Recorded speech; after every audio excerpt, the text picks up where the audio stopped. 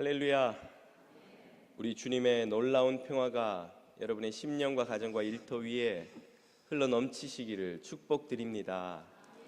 앞뒤 좌우에 있는 분들에게 당신 곁에 앉아서 정말 행복합니다, 이렇게 한번 인사해 주시면 좋겠습니다.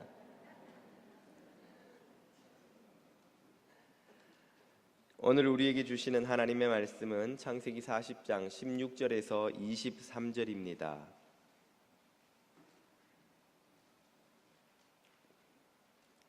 창세기 40장 16절에서 23절의 말씀입니다.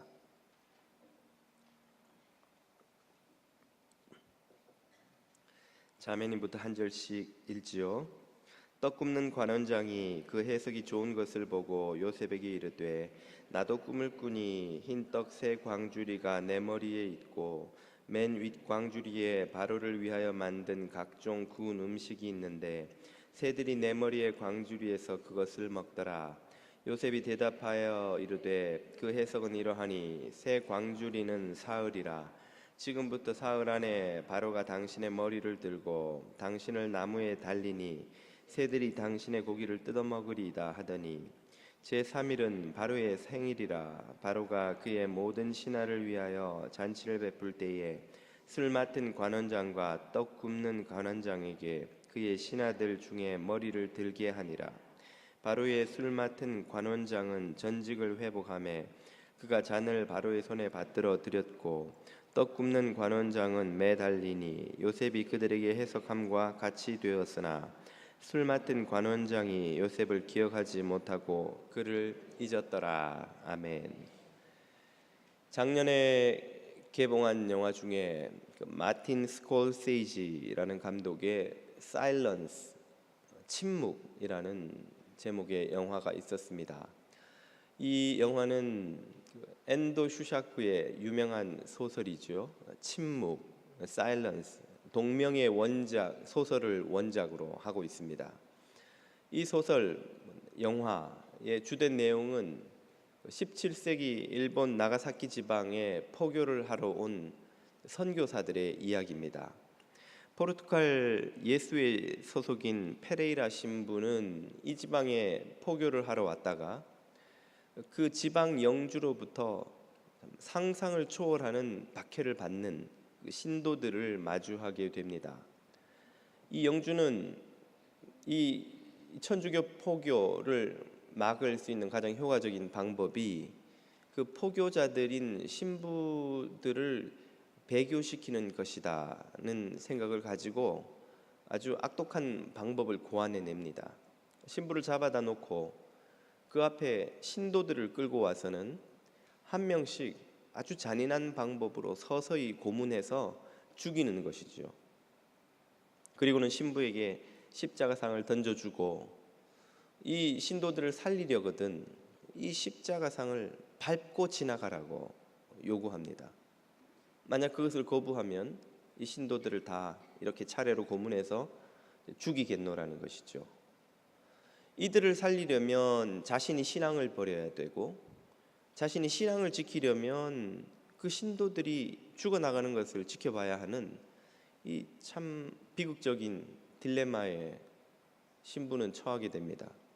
그는 울부짖으며 기도하고 하나님의 도움을 요청하지만 아무런 응답이 없습니다.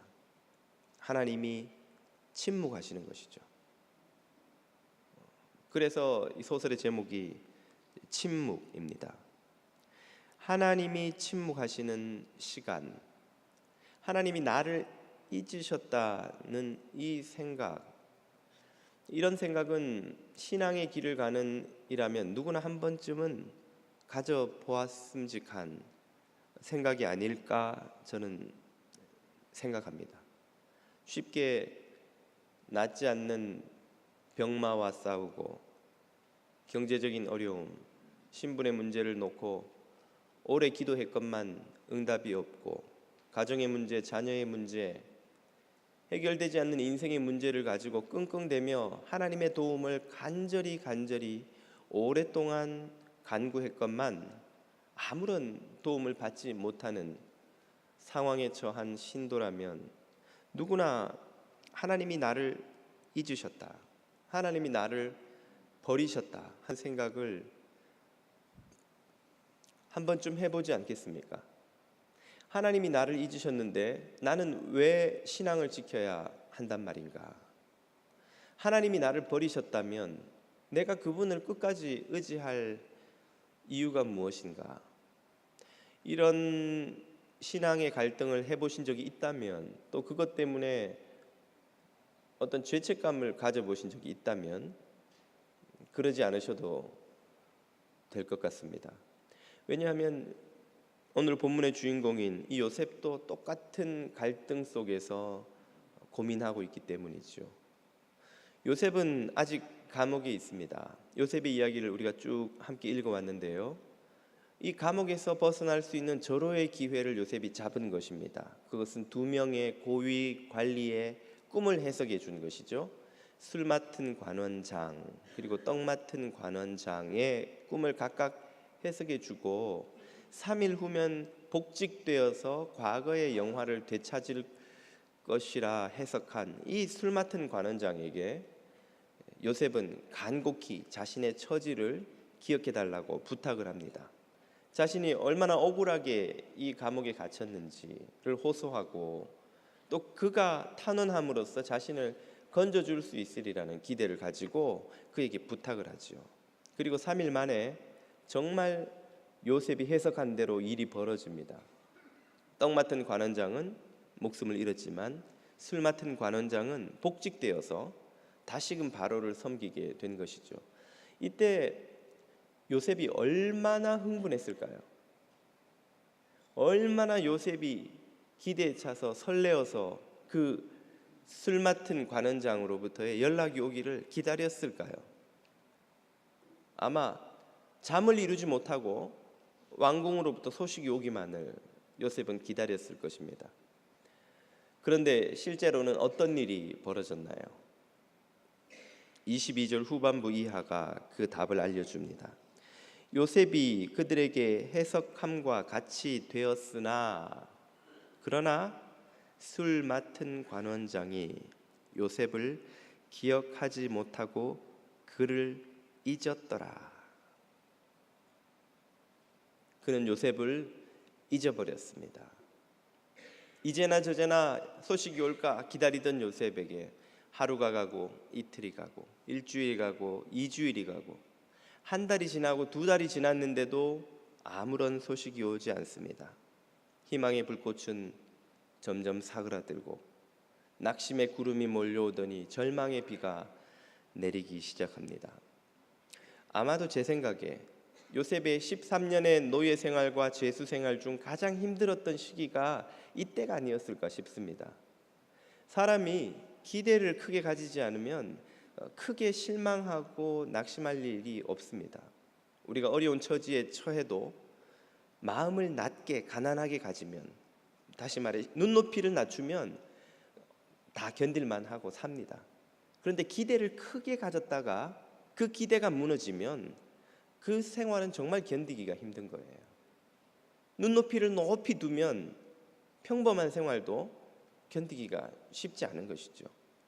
지금 요셉은 풀려나리라는 부푼 희망으로 너무나 가슴이 벅차올랐던 것이죠. 그가 그토록 원했던 이 자유를 되찾게 되었는데, 감옥에서 나가게 되었는데, 그런데 시간이 흐르고 보니 그 모든 기대가 물거품이 되었다는 것을 알게 되었습니다. 그 술 맡은 관원장이 자신과 한 약속을 까맣게 잊어버렸다는 사실을 요셉은 깨닫게 된 것이죠. 요셉이 처음 팔려올 때도 물론 힘들었겠지만 그는 믿음으로 견뎌내었을 것입니다. 우린 그 과정을 쭉 살펴보아왔죠. 그가 누명을 쓰고 감옥에 들어갔을 때도 물론 힘들었겠지만 그것 역시 기도하며 인내하며 견뎌왔습니다. 그런데 이제 이 상황에서는 정말 견디기가 어려운 것이죠. 그렇게 하나님이 주시는 듯한 자유를 얻을 수 있는 기회를 얻은 것 같았는데 그 기회가 물거품이 되고 말았으니 기대는 실망이 되고 실망은 낙심이 되고 낙심이 얼마 지나지 않아 분노로 바뀌게 되죠. 세상을 향한 분노, 그 술 맡은 관원장을 자신을 잊어버린 이를 향한 분노, 그리고 그것은 더 나아가 나를 잊어버린 하나님에 대한 분노로까지 이어지지 않을까요? 요셉이 얼마나 이 때의 믿음을 지키기 힘들었을지, 아마 그는 차갑고 어두운 감옥 바닥을 밤마다 낙심의 눈물로 얼마나 많이 적셨을지 모르겠습니다. 그의 심정을 가장 잘 보여주는 기도가 있다면 아마 이 시 42편 9절 이하이리라 생각됩니다. 내 반석이신 하나님께 말하기를 어찌하여 나를 잊으셨나이까? 내가 어찌하여 원수의 압제로 말미암아 슬프게 다니니까 하리로다. 내 뼈를 찌르는 칼같이 내 대적이 나를 비방하여 늘 내게 말하기를 내 하나님이 어디 있느냐 하도다. 요셉이 듣는 이 말이 뼈를 찌르는 칼처럼 아픈 거예요. 요셉이 밤마다 감옥 한켠에서 기도하면 그의 기도를 듣는 간수들과 죄수들이 많았을 것입니다. 그들은 아마 다 생각했겠죠. 참 젊은 녀석이 신실하구나. 자신의 신을 저렇게 신실하게 믿고 찾고, 저놈은 저렇게까지 기도하면 자기의 신으로부터 도움을 얻을 거야. 저렇게까지 신실하게 감옥에서도 긍정적으로 저렇게 열심히 섬기고 사는데 저런 녀석을 안 도와주면 누가 세상의 신이 도와준단 말인가. 그러나 한 해가 가고 두 해가 가고 마침내 4년 만에 잡은 기회를 모두가 이제는 요셉이 나갈 수 있나 보다라고 했던 그 기회가 물거품이 되는 것을 보면서 그를 측은히 여기고 동정했던 이들조차도 그에게 요셉, 이 젊은이야, 이제는 그만 기도해도 돼.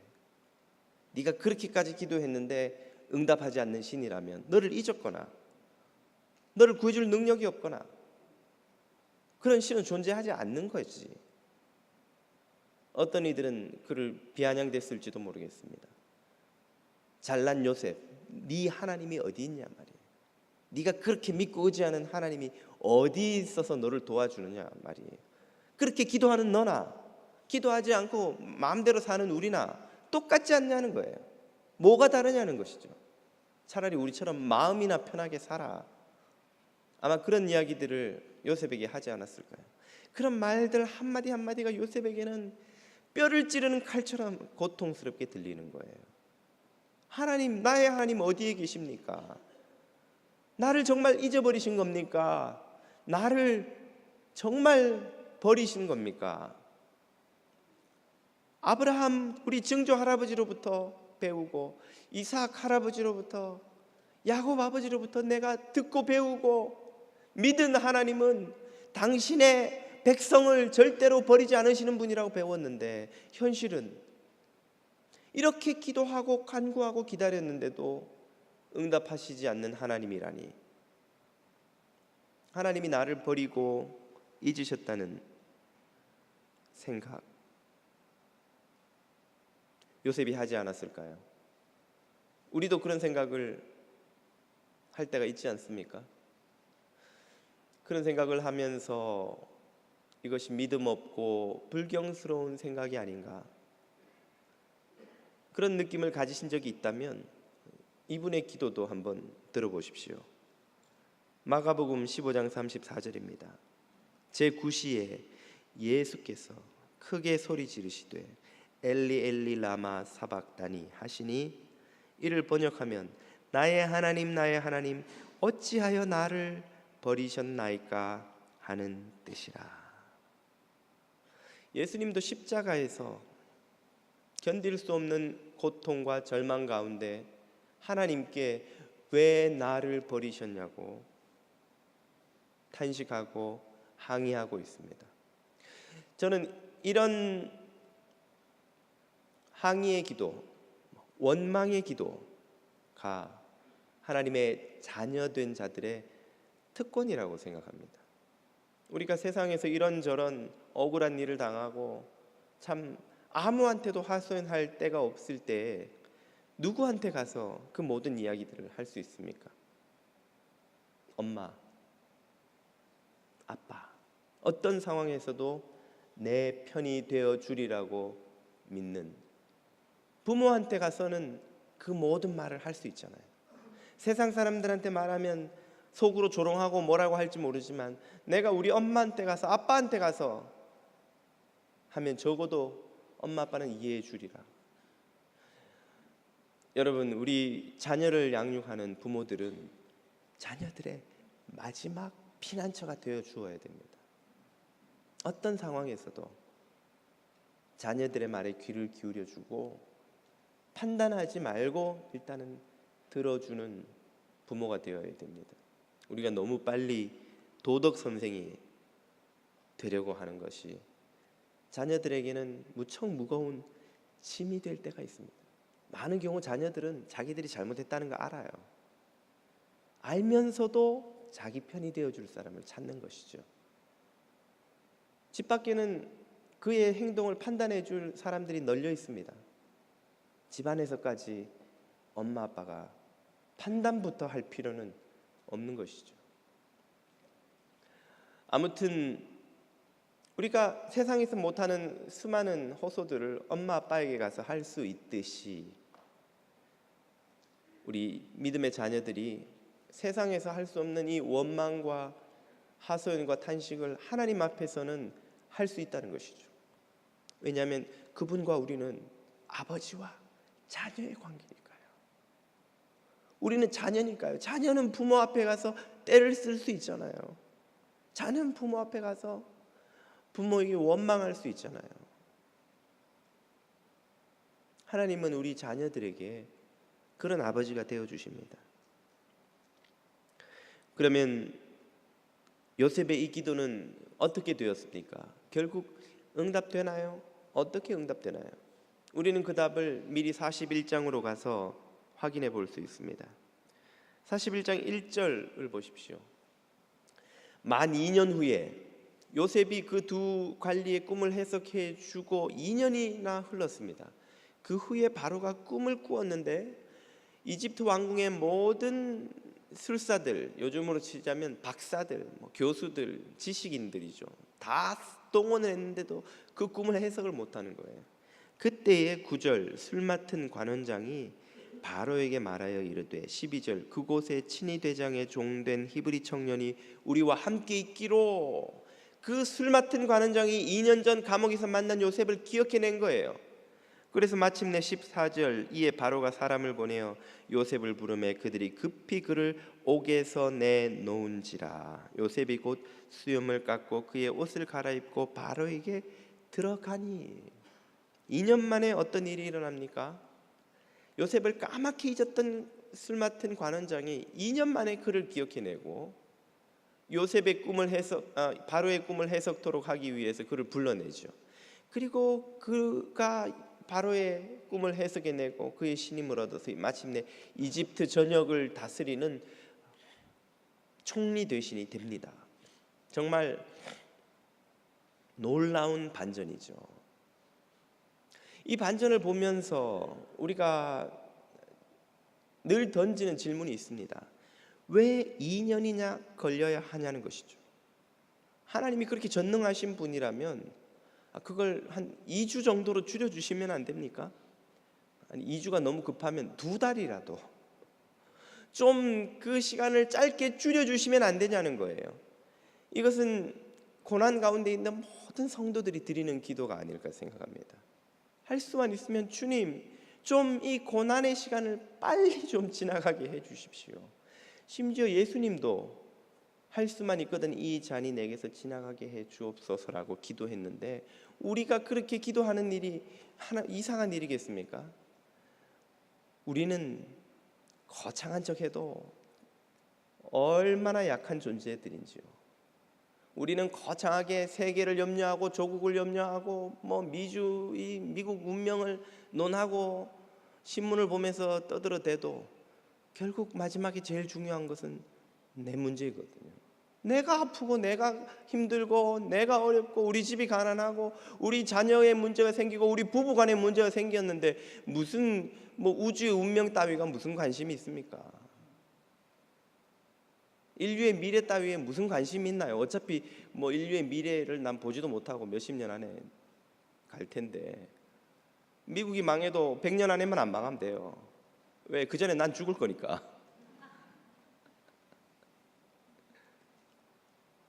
그런 인간인 바로 우리들인데, 고난 가운데서 할 수만 있거든. 주님, 이 시간을 좀 2년까지 가지 말고 좀 줄여주십시오 라고 기도하는 게 저는 하나도 이상한 일이 아니라고 생각합니다.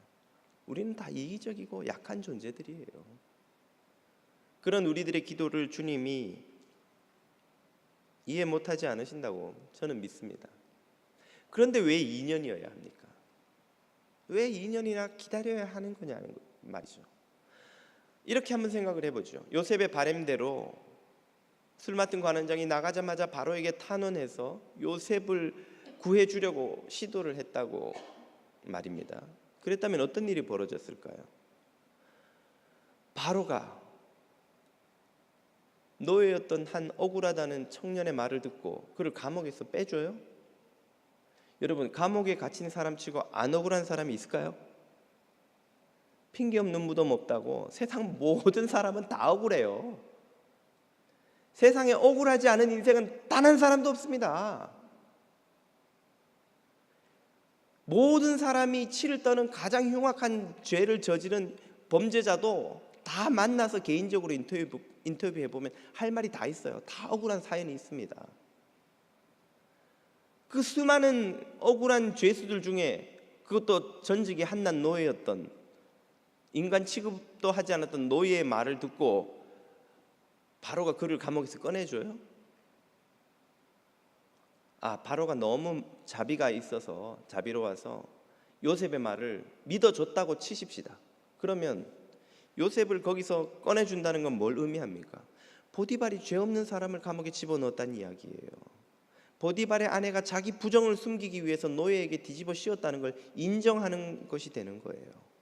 바로는 정치인입니다. 온갖 궁중의 암투 가운데서 자기 왕좌를 지켜내어야 하는 정치인이에요. 그런 사람이 자신의 최측근인 보디발과 그 와이프를 곤경에 빠뜨리면서까지 누군지도 모르는, 얼굴도 본 적이 없는 노예의 말을 듣고 그를 살려주기 위해서 그런 정치적인 부담을 진다고요? 인간이 얼마나 정치적인 존재인데요. 우리는 신문에서 벌어지는 일이든 우리 개인적인 이 상황에서 벌어지는 일이든 타운에서 벌어지는 일이든 벌어지는 즉시 그것이 나에게 몇 점 플러스 몇 점 마이너스, 뭐가 좋고 뭐가 나쁜지를 다 계산하고 판단하는 사람이에요. 그 편견에서 우린 절대 자유로울 수가 없어요. 바로가 그 모든 정치적 위험을 무릅쓰고 이름도 모르는 그 노예 하나를 살리려고 그를 꺼내준다고요? 그랬다고 치더라도 백보양보해서 바로가 요셉을 꺼내줬다고 치죠. 그럼 요셉은 어디로 돌아가는 겁니까? 다시 노예의 자리로 돌아가는 거예요. 누구 집에? 보디발의 집에. 그래서 보디발의 집에 돌아가서 과연 그가 목숨이나 부지할 수 있었을까요? 그의 남은 생애는 어떻게 되었겠습니까? 요셉의 바램대로 술 맡은 관원장이 나가자마자 그가 탄원을 하고 그가 요셉이 풀려나게 되었다면 요셉이 전혀 기대하지 못한 상황으로 일이 벌어졌을 가능성이 큽니다. 그런데 2년이나 기다린 끝에 바로 이때에 요셉이 나옴으로써 어떤 일이 벌어집니까? 바로의 꿈을 해석하고 그의 전적인 신뢰를 얻습니다. 그리고 이집트 전역을 통치하는 총리 대신이 되지요. 그리고는 7년의 대흉년 동안에 그 이집트의 수많은 굶주려 죽을 수밖에 없었을 사람들을 살려내게 됩니다. 그리고 아버지 야곱의 집을 다 이집트로 이주시켜서 이곳을 마치 어머니의 자궁처럼 그 야곱의 자손들이 거대한 이스라엘 민족으로 성장하게 하는 데에 사용하게 되죠. 이 모든 구원의 역사를 요셉이 2년을 기다렸기 때문에, 마침 그 타이밍에 그가 나왔기 때문에 경험할 수 있었던 것입니다. 이것이 하나님의 놀라운 계획이죠. 요셉의 바램대로 되지 않은 것이 오히려 그와 그 수많은 사람들에게 엄청난 복이 되었다는 사실입니다. 구하는 것보다 항상 더 큰 것을 더 넉넉하게 더 넘치게 주시는 우리 하나님이시라는 사실을 오늘 이 순간에 다시 한번 우리는 깨닫는 거예요. 바로 이것이 요셉이 2년을 기다려 했던 이유예요. 하나님은 우리가 구하는 것보다 더 넘치게 주시는 분이니까요. 땡스기빙이다. 오늘 기분이니까 너 먹고 싶은 건 뭐든지 다 먹을 수 있어. 진리야, 얼마 줄까? $1. 아빠가 지금 주머니를 열었는데 기껏 이놈이 구하는 게 $1, $10, $1 어느 거 할래? $1. 얘는 $1밖에 써본 적이 없으니까 $10를 쓰고 잔돈을 얻는다는 개념이 없는 거예요. 그 아이의 수준에서는 그 최고의 것을 구한다는 게 $1예요. 저는 $10, $100, $1000짜리도 있는데, $1000짜리는 없지만 줄 수 있는데 말이죠. 아버지는 하나님이 우리에게 주시려는 놀라운 복들이 많은데 우리가 기껏 기도한다면서 구한다는 게 뭡니까? 아이고 돈 좀 어떻게 더 벌게 해주세요. 집 좀 바꾸게, 좋은 집 하나 갖추게 해주세요. 좀 안 아픈 거 좀 주세요. 또 우리 자녀 좀 무슨 리그에 좀 들어가게 해주세요. 그 리그에 들어가는 것이 그 아이에게 복이 될지 재앙이 될지도 우리는 모른 채 말이죠. 졸업하면 다 자기 실력대로 가는 건데 우리는 한국에서처럼 그 타이틀을 얻기 위해서 그게 우리들의 기도 제목이고 소원이고 구하는 거예요. 왜 하나님이 이걸 들어주시지 않을까? 하나님 우리에게 더 풍성한 것을 주시기 위함입니다. 요셉의 기도는 응답되지 않음으로써 응답되고 있었다는 사실을 여러분 깨달으시기를 바랍니다. 이 세상의 모든 기도는 다 응답됩니다. 다 응답되는데 왜 우리는 그것이 마치 응답되지 않는 것처럼 생각합니까? 그것이 우리가 원하는 방식으로 응답되지 않기 때문이에요. 그것은 하나님의 방식대로 응답되는 것입니다. 하나님은 우리 모두에게 가장 좋은 것을 주시는 분이에요. 가장 좋은 방식으로 가장 좋은 때에 주시는 분이십니다. 그러므로 하나님은 요셉을 잊은 것이 아니라 기다리고 계셨다는 것을 여러분이 깨달으실 수 있기를 바랍니다. 우리가 기도하는데 응답되지 않아요. 우리가 기도하는데 하나님이 침묵하고 계시는 것 같아요. 하나님이 잊은 것도 침묵하시는 것도 아니라 기다리고 계시는 거예요. 요셉을 세우실 때를 기다리고 계시는 거예요. 우리를 세우실 때를 기다리고 계시는 거예요. 하나님은 결단코 자녀를 잊으실 수가 없는 분입니다. 이사야서가 이렇게 그 하나님을 노래하죠. 이사야 49장 13절 이하입니다. 하늘이여 노래하라, 땅이여 기뻐하라, 산들이여 즐거이 노래하라. 여호와께서 그의 백성을 위로하셨은즉 그의 고난한 당하는 자를 긍휼히 여기실 것임이라. 아멘. 여러분, 이렇게 이기적인 우리도 가다가 누가 옆에 배가 아프다고 떼굴떼굴 구르고 있으면 그냥 지나갈 수가 없잖아요. 마음이 쓰이잖아요.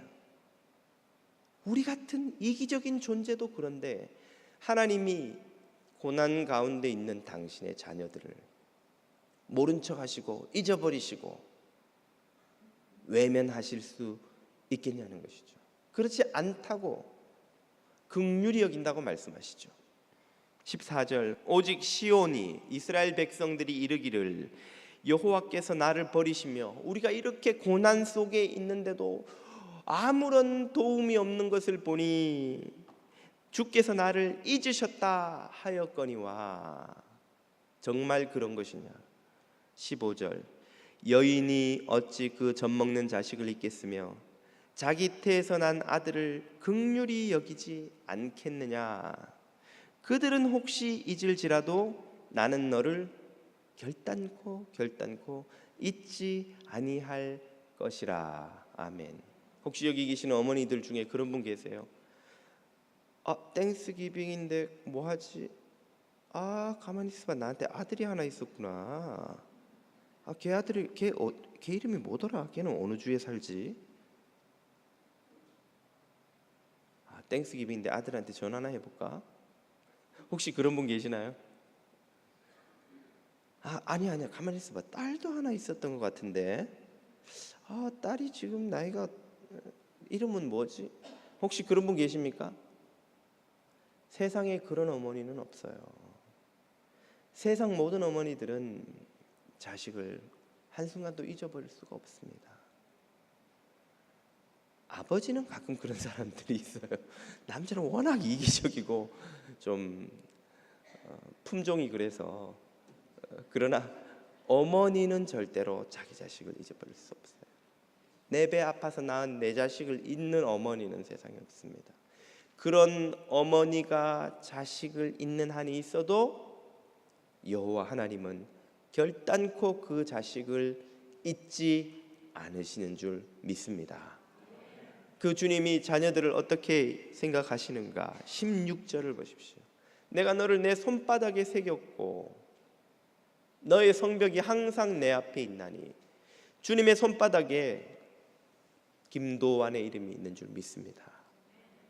주님의 손바닥에 여러분의 이름이 새겨져 있는 줄 믿습니다. 그냥 쓴 게 아니라 새겨져 있다 그랬어요. 타투를 하신 거예요. 지워지지 않는, 비누칠을 해도 지워지지 않는, 박아서 타투를 하신 거예요. 새겨져 있는 거예요. 여러분의 이름이 영원토록 잊지 않으시겠다는 거죠. 너의 성벽이 항상 내 앞에 있다. 네 문제가 항상 내 문제다 이 말이에요. 이스라엘의 가장 큰 걱정거리가 뭡니까? 주변의 강대국들로부터 쉴 새 없이 계속되는 외침이죠. 그 외침을 막아낼 수 있는 가장 효과적인 무기가 바로 성벽입니다. 고대 사회는, 고대 세계의 나라를 지키는, 도시를 지키는 방법은 첫 번째가 성벽이에요. 이 성벽이 부실하면 외침을 막아낼 수가 없어요. 항상 성벽이 걱정거리예요. 너의 성벽이 항상 내 앞에 있느니라. 너의 생명이, 너의 건강이, 너의 경제가, 너의 가족이, 너의 남편이, 너의 아내가, 너의 자녀가, 너의 인생의 문제가 항상 내 앞에 있느니라. 여러분의 문제를 여러분보다 더 염려하고 근심하고 걱정하는 이가 주님인 줄 믿으시기를 축복드립니다. 우리가 밤잠 못 자고 고민하는 그 문제가 나 혼자 끙끙대고 있는 문제인 것 같지만 그것은 곧 주님의 문제입니다. 주님은 그 모든 문제를 다 고민하고 계십니다. 소설 침묵의 페레이라 신부를 찾으러 온 젊은 로드리게스 신부가 똑같은 일을 겪습니다. 그 역시 자신 앞에서 죽어가는 신도들을 보면서 배교를 해서라도 그들을 살려야 하는가,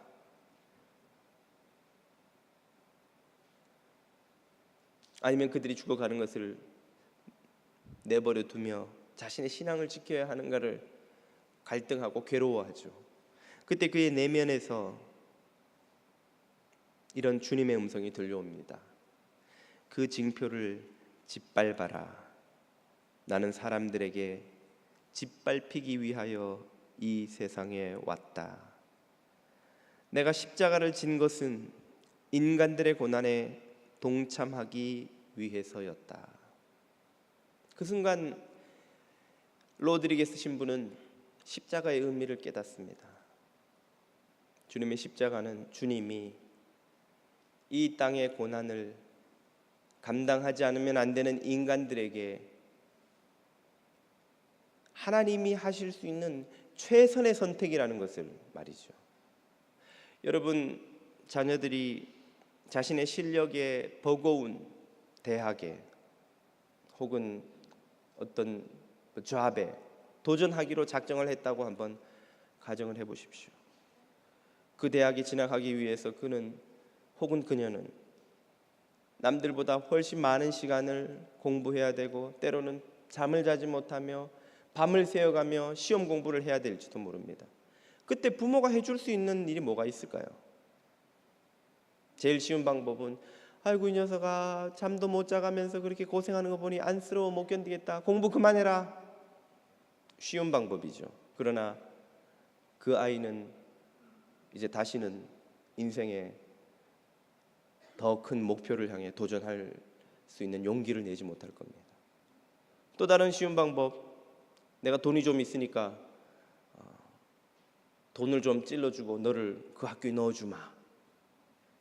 뭐 미국에서는 그게 합법적으로 되는 학교도 있기는. 그렇지만 그렇게 한다면 그 아이가 자기 실력으로 들어가는 게 아니잖아요. 그건 당장은 그 아이가 원하는 대학에 들어가게 할 수 있을지 모르지만 평생 내가 그 아이의 삶을 돈으로 다 떼어줄 수 있을 만큼 부자가 아니라면 그 아이의 미래에 그것은 오히려 재앙이죠. 그러면 그 아이에게 해줄 수 있는 부모의 제일 큰 사랑은 무엇입니까? 밤잠 못 자며 밤을 새는 그 아이 곁에서 함께 밤을 새는 거예요. 엄마도 함께 뜨개질을 하면서, 아빠도 함께 책을 보면서, 피곤한 눈을 부비면서 고생하는 아들 옆에, 딸 곁에 함께 시간을 보내주는 것이죠. 그 아이가 공부하다가 너무 피곤해서 그만 포기해버리고 싶은데 문을 열고 나왔더니 거실에서